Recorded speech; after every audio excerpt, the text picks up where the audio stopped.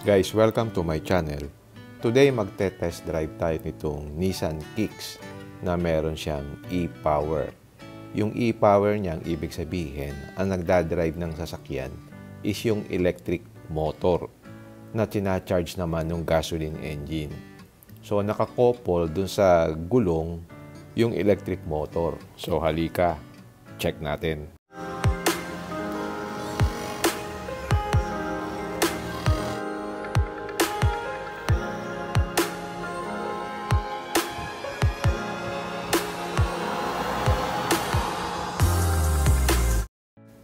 So, this Nissan Kicks is different doon sa mga standard hybrid vehicles na nagre-rely on their gas engines to keep their batteries charged as you drive. Yung standard hybrid vehicles kasi use their gas and electric motors interchangeably to maximize fuel efficiency. Dito sa Nissan Kicks, yung electric motor ang purely nagdadrive nung sasakyan. Unlike doon sa hybrid na nag-i-interchange sila between the gasoline and the electric motor. So ang kagandahan nito, hindi ka mag-aalala na mauubusan ka ng charge ng battery. Kasi meron kang gasoline engine na nag-charge ng iyong battery. Okay, so ngayon ite-test drive natin itong top of the line Nissan Kicks, yung VL model. So ang main components niya again, meron siyang makina, meron siyang generator, meron siyang inverter na nagko-convert from DC to AC, and then itong electric motor ang nakakabit dun sa axle para tumakbo yung sasakyan. And then pag mahina na yung battery, china-charge siya nung makina. And then nag-harvest din siya ng power do pagka nagbe-brake, nagre-regenerate ka. Okay, let's start the test drive. So, pakinggan natin ang explanation nitong sales agent. Sir Lily, ito po yun ang gauge ng battery natin, yung blue. Okay. Ito yung yung gasoline sa baba.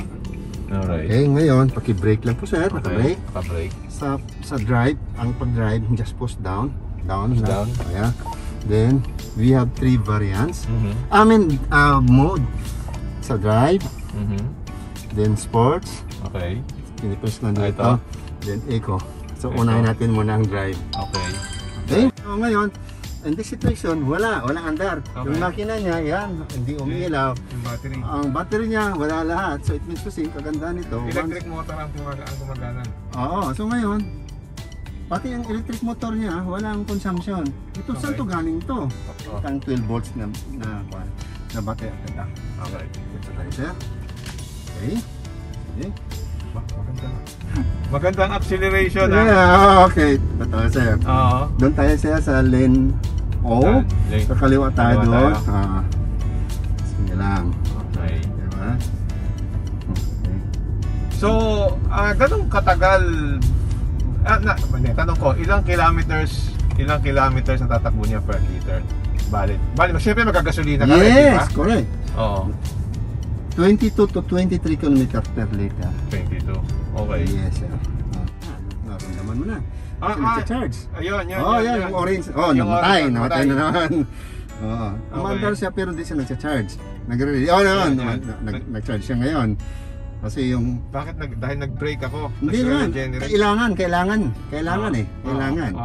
Oo. So siya na mismo ang na-adjust kung kailangan i-charge or not to charge. Okay. So ngayon, tingnan mo, nag-andar yung makina, nag-charge sa battery. Nag-charge sa battery. Yan.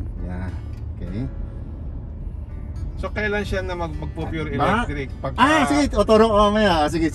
Pagka tayo doon. One thing na very noticeable is napakagaan ng manibela kasi ito is electric power steering. Since maliit lang yung body at magaan yung sasakyan, sa okay na okay ito. Change natin silang while driving. I-press ko into sports. Okay. Medyo naramdaman ko parang may mabigat. Parang mabigat. Pero dito what we call this, activate ang kanyang e-pedal step. Ang ibig sabihin, nagkusang brake siya, bitawan mo siya. Bitawan mo. Nagbe-brake siya, nagbe-brake. So, activate ang kanyang e-pedal step. Kung siya nagbe-brake pagka ganon. Yes, sir. Pero you need to pause the brake talaga kung gusto mong full stop talaga. Pero pagka gano'n, alam ba nung saan nasa likod na nagbe-brake ka? Tingnan mo sir, nag-ilaw yung puwit mo. Nag-ilaw yung Tingnan mo, pero once na binitawan mo sir, iilaw yan sa likod.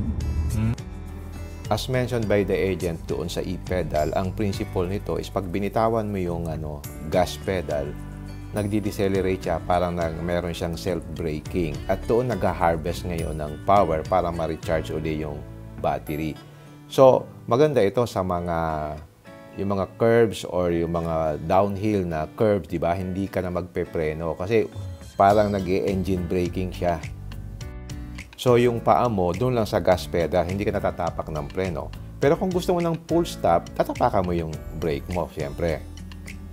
Pwede natin i-try din ang... Ano pang ibang Sige, eco na. Sige, press mo sir. Eco na. Anong ibig ng eco? Ito sir, ang pinakamatipid. Okay. So, ngayon, ang nito, maliit lang kanyang acceleration, mas malakas ang deceleration niya. Okay. So, kaya naka-eco siya. So, medyo matipid-tipid.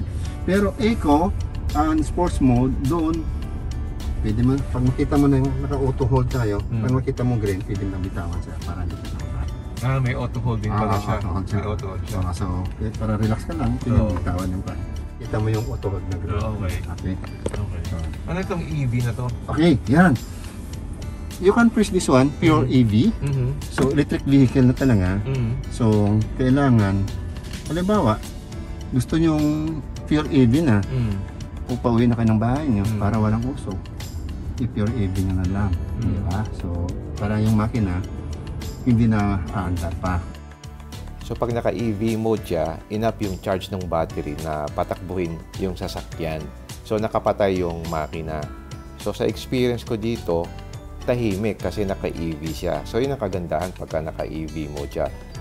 Maybe it can run for certain distance bago ulit mabuhay yung makina. At doon nagkakaroon ng saving sa gasoline. Siyang ano pala, cruise control. Cruise control. Meron siyang cruise control.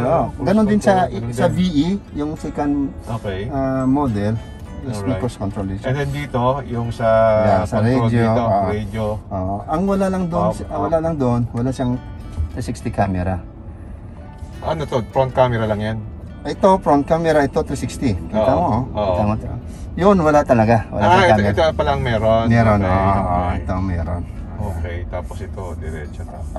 Yung D-type. Yan. Tapos may ano pa siya, Type-C. Type-C. Tama. Yan. Okay, go. Stay tayo siya.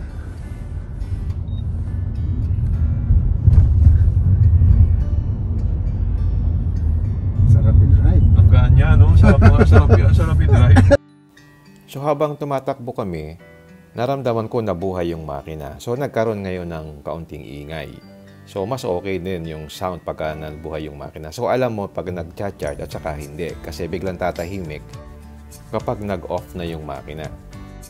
Again, this is different from mga hybrid cars na nag-alternate yung electric motor saka yung gasoline engine.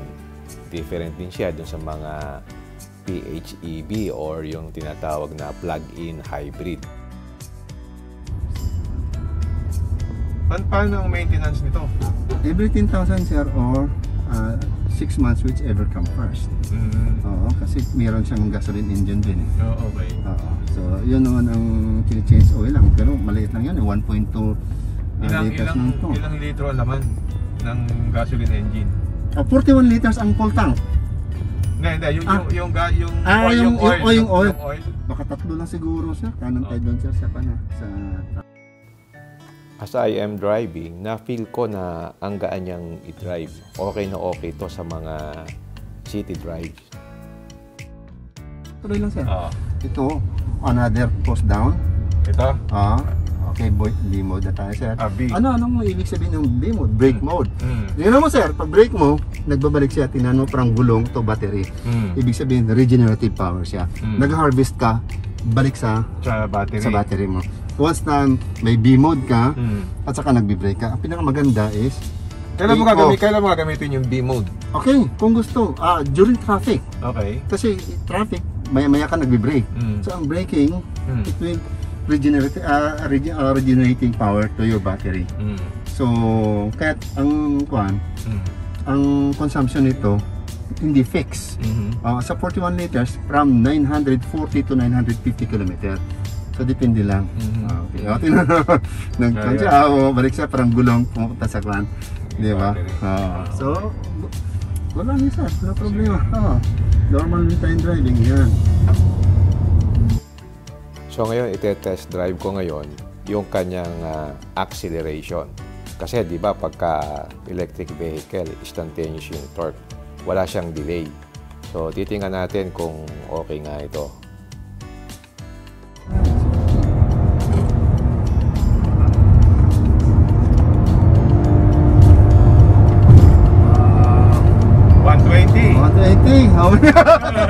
For how many seconds lang, di ba? Oo nga, no. Hindi natin naurasan. Oo, di ba? 0 to 100 in how many seconds? Oo, di ba? Lakas acceleration. Lakas. Lakas yan.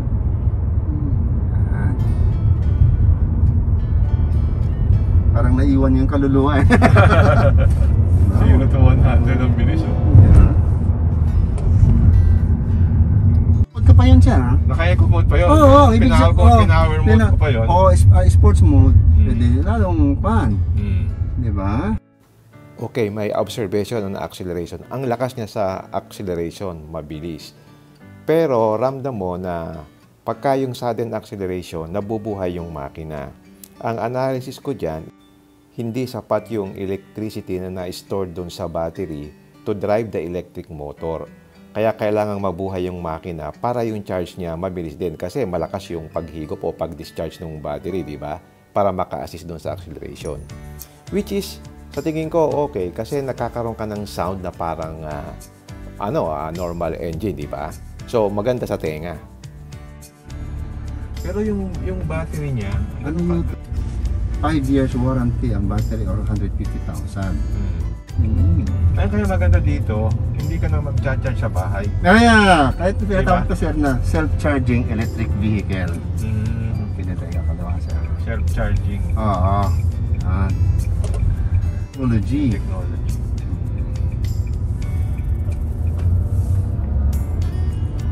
Sige. Ito yung drive mode. Drive mode na sports. Oh, what I can notice is malakas yung acceleration niya. Yes! Good! Kaysa eco. Kaysa Kaysa eco mode, di ba? Tama. At least napansin mo. Di ba? Pwede tayong ikot ulit. Tapos, pagdating doon, ikotin tayo dito. Ito na yung pinaka niya. Sports mode. Sports mode. Palang electric vehicle di ba? Yan, natin. Mamaya tingnan natin yung And then, sinubukan ko ulit for the second time yung acceleration to see how fast it can go. 1, 2, 3, 4. 1, 2, 3, 4, 5, 6, 7, 8, 9, 10 seconds. Actually, sir, ito 9.8 seconds per sa 100. Okay.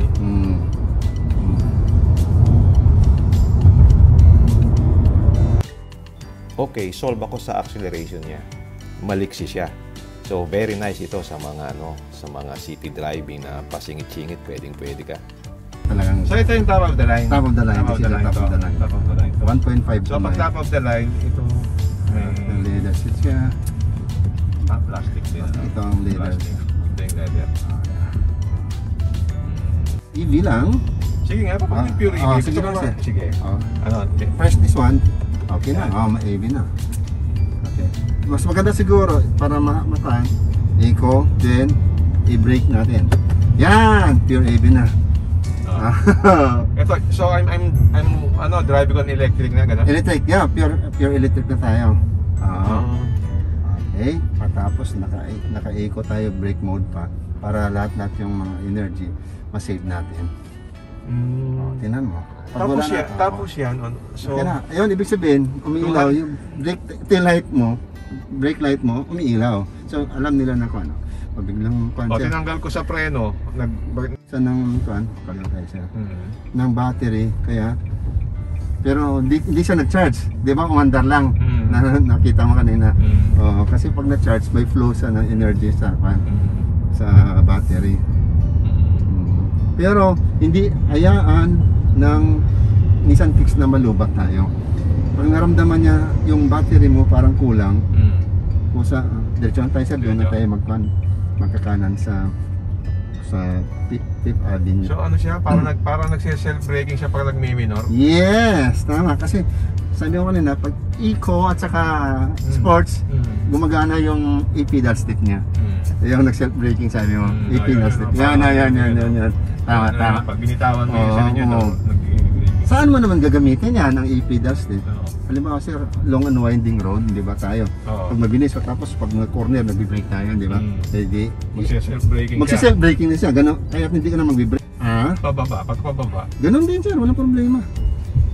Okay lang. Magse-self-braking din siya.